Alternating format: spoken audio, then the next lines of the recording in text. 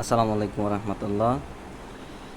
পঞ্চম গণের বিজ্ঞপ্তির প্রাথমিক সুপারিশপ্রাপ্ত আপনারা ডিভিশন দিবেন, ইনস্টিটিউশন ডিভিশন, আপনাদের নিজেদের ডিভিশন দিবেন।